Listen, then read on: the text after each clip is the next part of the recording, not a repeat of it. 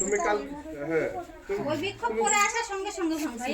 আমরা তো আর সব সময় থাকি না, আমরা যাওয়ার পর লাইভ দেখছিলেন ওই সময় মেসেজের একটা নক দিতে, তাও তো বলে কারণ এই যদি একবার আলোচনা হইছে হবে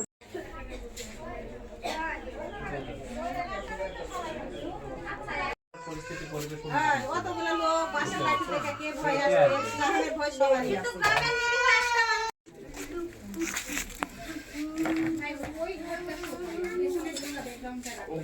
হচ্ছে পরে আমার খাট, সুকেস, ড্রেসিং, ফ্রিজ, মানে আমাদের প্রতিটা ঘরে ড্রেসিং ছিল, সুকেস ছিল। তারপরে আপনার হচ্ছে পরে ৪টা ফ্যান ছিল, টিভি ছিল, ফ্রিজ ছিল, এগুলা ছিল। আবার হচ্ছে পরে গহনা ছিল, আমার গহনা ছিল, আমার হচ্ছে পরে ননদের গহনা ছিল, বাড়িতে ক্যাশ টাকা ছিল। এখন এ- কি আপনি বাড়িতে থাকতে পারছেন? না, এখন আমি বাড়িতে না, আমি বর্তমানে 2টা বাচ্চা নিয়ে মার বাসায় আছি। আর কেন মার বাসায় আছেন?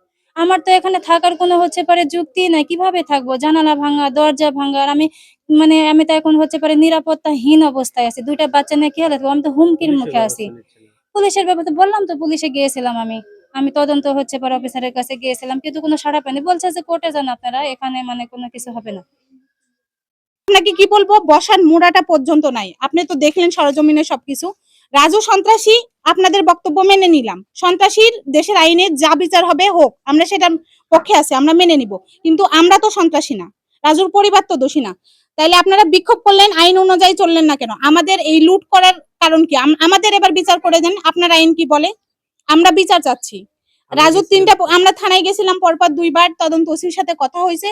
উনি আমাদের বলে, রাজুর ওয়াইফকে বলে যে হচ্ছে নিরাপত্তা সংকটে ভুগছেন আপনি, এই মুহূর্তে তো আমরা নিরাপত্তা দিতে পারবো না, আপনি একটু সেফে থাকেন। এটা তো একজন থানা কর্মকর্তার কথা হতে পারে না। নিরাপত্তা তো সবার জন্য সমান দেওয়ার কথা। এটা তো আমাদের আইনে আছে যে আমিও আপনি সবাই জনগণ সমান নিরাপত্তা পাবো। হ্যাঁ, সবার জন্য আইন সমান।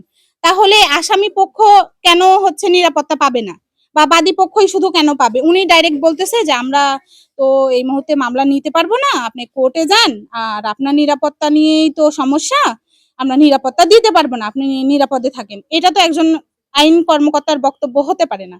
এটা আমাদের ভীষণ বিচলিত করছে। আর সর্বোপরি আমাদের 3টা পুকুর থেকে প্রায় 15-20 লক্ষ টাকার মাছ মেরে নিয়ে গেছে। শুধু মাছ মেরেই তারা ক্ষান্ত হয়নি, পুকুরগুলোতে বিষ দিয়ে সম্পূর্ণ মাছ নিধন করছে। শুধুমাত্র রাজুর বাড়িতেই হামলা হয় নাই, হামলা হয়েছে জুয়েলের বাড়িতে, শহীদুলের বাড়িতে, রুবেল নামের একটা ছেলে যে এই মামলার সাথে জড়িতই না, ঘটনাস্থলে ছিলই না, তারও দোকান পুড়াই দিয়েছে। তারপর আমিনুল নামের 3 নম্বর যে আসামি, উনি কোনোভাবেই জড়িত না, উনি অন্য গ্রামের, শুধুমাত্র রাজুর বন্ধু, এই সূত্রে উনি মামলার আসামি। এগুলো তো আচ্ছা, আমার পরিবারের আমরা 4টে। আমার ছেলে কার সাথে কি মারামারি হয়েছে, কি কোনো ইসে আছে, আমি তো মা বলতে পারবো না, আমি তো বাসায় থাকি।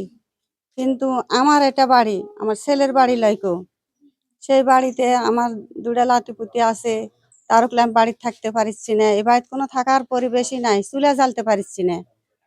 এখন আমার ছেলের না হলেও 15-20 লাখ টাকা পুকুরে গেছে।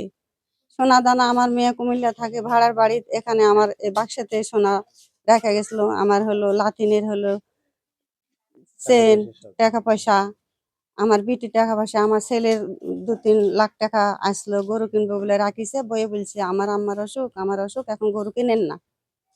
আবার হলো 80 লাখ টাকা বাড়ির ভাঙ্গিছে, তোমার 4টে ফ্যান, 3টা সব 4টা ভাঙ্গিছে, তোমার হলো ড্রেসিং, 2টা ভাঙ্গিছে মিক্সে, 3টা ভাইছে খাট, 2টা শোকেস, তারপরে হলো ফ্রিজ, টিভি, এখানে সবকিছুই ভাঙ্গিছে।